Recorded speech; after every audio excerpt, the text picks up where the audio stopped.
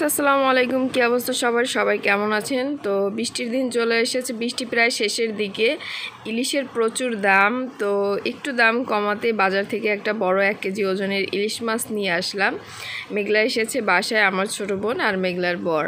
তো এই যে ইলিশ মাছ ভাজার পরে সম্পূর্ণ কিছু শেয়ার করব। ইলিশ মাছটা কাটার পরে এই অবস্থা, ডিম হয়েছিল খুব বড়।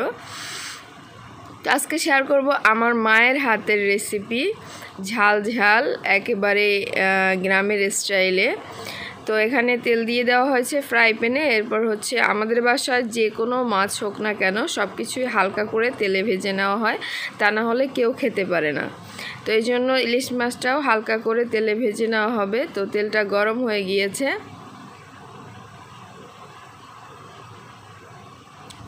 এরপরে মাছগুলো দিয়ে দিচ্ছে। মাছটা ছিল 1 কেজি ওজনের।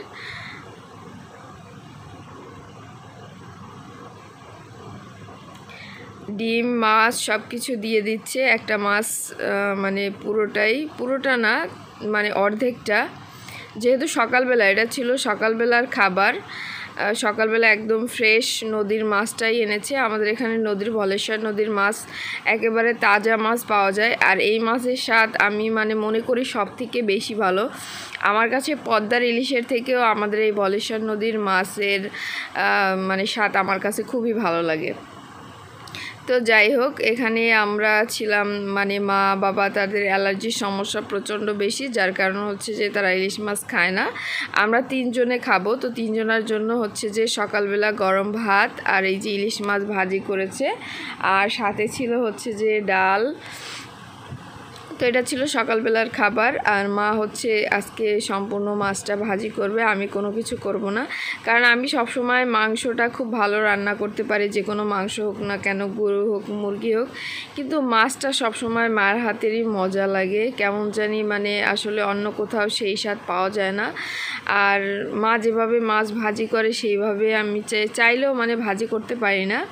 মার খাবারের যে স্বাদটা, রান্নার যে স্বাদটা, সেটা হচ্ছে যে অতুলনীয়, যেটা চাইলেও আমরা করতে পারি না। মা যখন কিছুদিনের জন্য হয়তো বা ঢাকায় যায় বা কোথাও যায়, তখন আমি একা রান্না করে খাই, তখন খুব খারাপ লাগে। মনে হয় কি যেন খাবারের কোনো টেস্ট নেই, সব কিছুই মনে হয় কি যেন কেমন জানি লাগে একটা, মনে হচ্ছে যেন অনেক দিন ধরে খাবার খাই না, এরকম একটা মনে হয়। তো এখানে মা হচ্ছে অনেকগুলো পেঁয়াজ কুচি দিয়ে দিয়েছে, আর হচ্ছে সাথে কিছু কাঁচা জাল। তো কাঁচা জালটা পরে দিবে, পেঁয়াজটা আগে হচ্ছে তেলে ভেজে নিবে। আসলে মায়ের স্টাইলে রান্না করা, আর এটা ঝাল ঝাল হয়, অনেক লোভনীয় হয় দেখতেও যেরকম, আর এটা খেতেও সেরকম, ঝাল। আর মাছটা কিন্তু একটু ঝাল ঝাল হলেই খেতে ভালো লাগে। তো এখানে পেঁয়াজটা হচ্ছে একটু ব্রাউন কালারের মতো করে ভেজে নিচ্ছে। তো সবার কাছে একটাই অনুরোধ, সবাই আমার এই চ্যানেলটিতে অবশ্যই নতুন যারা আছেন তারা অবশ্যই সাবস্ক্রাইব করে দেবেন, এবং পাশে থাকা বেল আইকনটিতে অল প্রেস করে দেবেন, যাতে করে ভিডিওর নোটিফিকেশন পৌঁছে যায় সবার আগে আপনাদের কাছে। আর যারা অলরেডি করে পাশে আছেন, আমাকে সাপোর্ট করছেন, তাদেরকে জানাই অসংখ্য ধন্যবাদ।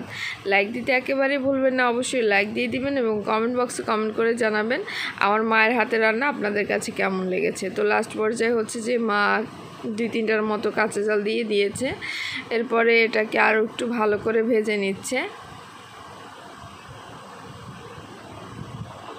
পেঁয়াজটা যখন ভালো করে ভাজা হয়ে যাবে, মার পেঁয়াজটা অনেক সময় দেখা যায় যে পুড়ে যায়, তবুও রান্নায় এতটা স্বাদ লাগে। আমি জানি না পৃথিবীতে আর কোথাও ভালো রেস্টুরেন্ট, অনেক জায়গায় তো খেয়েছি, এরকম স্বাদ পাই না। মনে হচ্ছে যে তৃপ্তি করে একটা খাবার আমি খাচ্ছি অনেক দিন পরে, এরকম মনে হয়। তো যাই হোক, আমি মাছ আইটেমের যত পদ আছে সব কিছু হচ্ছে মাকে দিয়ে ভাজি করাই। আর মার কষ্ট হবে সেই জন্য হচ্ছে যে গ্যাসের চুলাই করি। আমাদের মাটির চুলাও আছে, তবু গ্যাসের চুলায় সবসময় করি। তো মা হচ্ছে পরিমাণ মতো হলুদের গুঁড়া, মরিচের গুঁড়া দিয়ে দিয়েছে। আর ইলিশ মাছে বেশি পরিমাণ, যেমন জিরার গুঁড়া, তারপর হচ্ছে রসুনের পেস্ট, আদার পেস্ট, এগুলো দিলে কিন্তু ইলিশ মাছের যে আসল স্বাদ ঘ্রাণ, এটা কিন্তু থাকে না। তো এই কারণে মা খুব সিম্পলভাবেই ভাজি করে, আর এর স্বাদটা হয় অতুলনীয়। তো এই যে দেখতেই পাচ্ছেন পেঁয়াজটা ভালো করে ভাজা হয়ে গিয়েছে। এরপরে হচ্ছে যে এটাকে একটু কষিয়ে নিচ্ছে, বারবার পানি দিয়ে এটাকে কষিয়ে নিচ্ছে। বারবার পানি দিয়ে কষালে কিন্তু হলুদ এবং মরিচের যে গন্ধটা সেটা কিন্তু থাকে না, আর এটা খেতেও খুব দারুণ হয়। যাই হোক, মানে আমি হাজার চেষ্টা করলেও মায়ের মতো এরকম মানে দেখি সবসময় রেসিপি ফলো করি, কিন্তু আমি রান্না করলে কীরকম জানি অন্যরকম একটা হয়ে যায়, বুঝতে পারি না কেন এরকম হয়। আপনাদের জানা থাকলে অবশ্যই জানাবেন কমেন্ট বক্সে। এখানে মা হচ্ছে মাছগুলো দিয়ে দিচ্ছে, বাকি মাছগুলো হচ্ছে মা কাঁচকলা দিয়ে দুপুরে রান্না করবে। আর এই যে আমাদের যতটুকু লাগবে ততটুকুই হচ্ছে যে ভাজি করে দিচ্ছে, তার থেকে একটু বেশিও, যেহেতু আমরা 3 জন ছিলাম। আর সকালে আমি ভাত খাই না, এটা আমার মানে আমারটা দুপুরের জন্য রেখে দেওয়া হবে। আমি সকালে হালকা পাতলা চা বিস্কিট খাই, এছাড়া ভাত খাই না, মোটা হয়ে যাব সেই ভয়ে। যাই হোক, এরপর মাছটা হচ্ছে যে ঢাকনা দিয়ে ঢেকে দেওয়া হবে, ঢাকনা না দিলেও হবে। এখানে যে পরিমাণে পানি দেওয়া হচ্ছে তাতে মাছটা খুব ভালোভাবে, আর যেহেতু হালকা করে তেলে ভেজে নেওয়া হয়েছে, তো লাস্ট মোমেন্টে এই যে দেখতে পাচ্ছেন আমার মাছ ভাজা। আজকে এই পর্যন্ত, সবাই ভালো থাকবেন, সুস্থ থাকবেন, এই কামনায় বিদায় নিচ্ছি সবার কাছ থেকে। আল্লাহ হাফেজ।